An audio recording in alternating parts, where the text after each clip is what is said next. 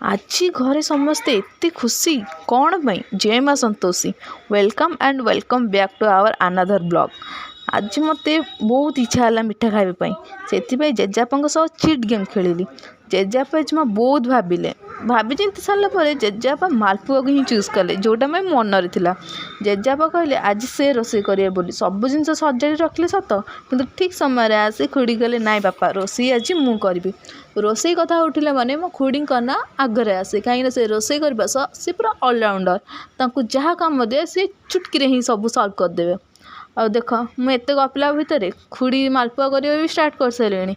प्रथम कदली को भलसे ग्राइंड करदे देन अटारे मैदा बादाम पानमधुरी ग्राइंड होता कदली पकई भलसे मिक्स करदे जमी सबू सामग्री भलसे मिसीज ताकू किसी समय घोड़े दे रखीदे।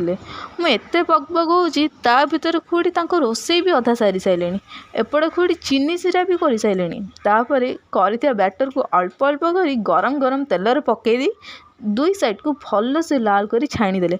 छाणीबा सांगे सांग चीनी सिरा पकईदे देन किसी समय मध्य आम मालपुआ रेडी।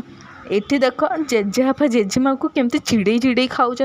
आज समस्ते खुशी हबार कारण मो साना भाई क्लास रे फास्ट होइछि। चैनल को सब्सक्राइब करिया भूलिबेनी। जय माँ संतोषी।